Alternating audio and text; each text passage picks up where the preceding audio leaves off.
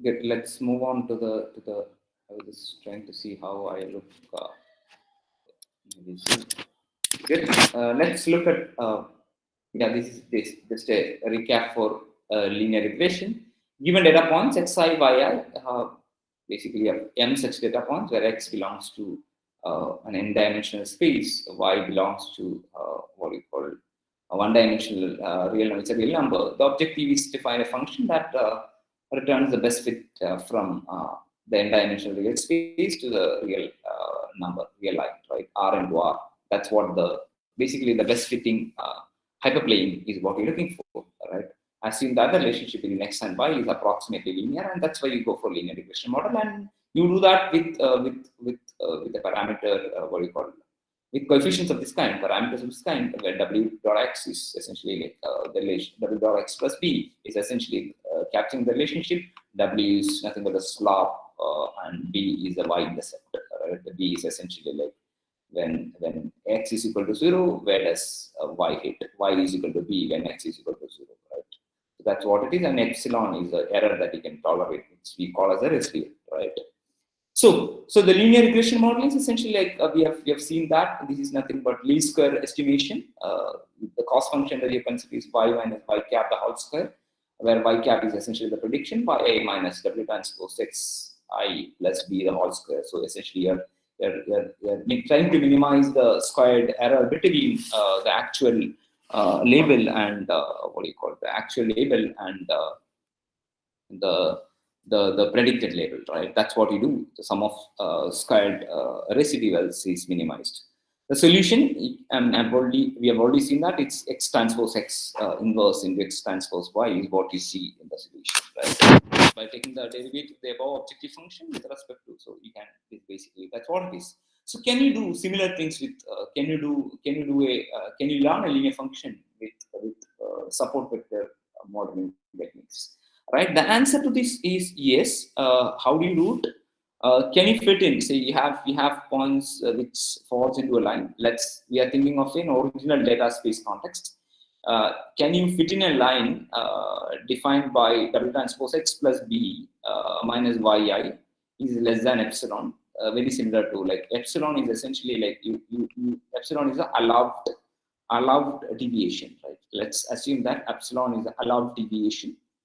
All right. So always you presume that I need to fit in a line with at most epsilon deviation from the actual y value. So, for example, if this is this is a relationship between an age and income. All right. If this is the age, let's look at this. If this is the age, the line says the best fit line says this is the corresponding income. But what do you call the actual value given by the teacher is this, right? The actual value given by the teacher is this. So there's a difference between this and this SVR assumes that the difference has to be, and if we define the notion of an epsilon here, epsilon is essentially like the allowed deviation from the line to the allowed to the boundary. That defines basically like it's as if you're defining a what do you call a pipe around. I mean, in the case of a 2D line, it's around boundary, and it's basically you can see like parallel lines at a distance of epsilon is what you're defining, right? You have this is your actual fit, and you write it. You draw a line in either side of the hyperplane at a distance of epsilon. That's what it is. All right. If you look at in the three-dimensional space, it look like basically like I mean it's basically a 3D structure would be around that. So you are essentially defining the boundaries, right? So can we the SVR, the people with the support with regression modeling, people try with support regression modeling, what they try to attempt is can you find a function fx which approximates the relationship between x and y with at most epsilon deviation. The allowed deviation is epsilon. All right, that's what it is, and the problem can be if that's the case, the problem in the original space can be formulated like this. If we want to find that with a minimal value of w, so let's minimize the norm of w square such that the yi minus w dot xi minus b is essentially like the distance from yi to w dot xi minus b is within epsilon or the other way around. Right? This the essentially like these restrictions says we need to find a line which at where at most epsilon deviation is allowed. This is how the primary problem can be formulated, right? What if the problem is not feasible? We can introduce slack variables. Say, for example, in the case of this is, if you can see that this is actually a hard margin problem, right? You don't allow anybody to go beyond epsilon. At most, epsilon is what is being allowed in the case of an SVR. It's a SVR hard margin problem, right? Right. So, which means that everybody has to be within epsilon, but that may not be a very realistic assumption. Let's introduce the notion of slack variables, as in the case of classification problem. Let's introduce, let's allow people to fall off the boundary also, right? So, which means that let's have people may make, see, basically, like the points can make mistake. They can. It's not like it's not every at a distance of epsilon. It can go further. It can even fall outside epsilon, right? So they thought about soft margin formulation, where you say like, okay, there's essentially like what do you call it? You can make a mistake, and the mistake is essentially they call that they capture that with what is called zeta. So you modify the original description of the primary problem by accommodating the soft margin also. So what you do is you penalize with a cost function. You penalize the mistakes, right? So, and the mistakes can either be on this side of the hyperplane or on this side of the hyperplane. They call it zeta and zeta cap or zeta star, right? They say like, okay, so let's minimize norm W square with a cost which is associated with points which falls off beyond epsilon. So that particular, how much they fall off is on the upper side of the hyperplane is zeta I, and the lower side of the hyperplane is zeta I dash. So basically, like, see, either zeta I or zeta I dash may be positive. Zeta I or zeta I dash can be 0 or greater than or equal to 0, but a point will not have both zeta I and zeta I dash positive at the same time.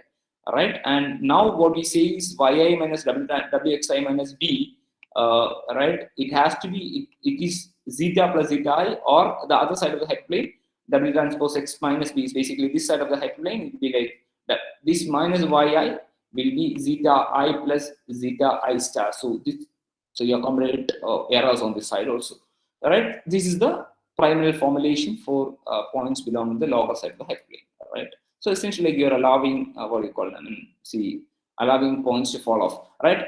But in the case of a non-linear case, how does it look like, and how do you do this?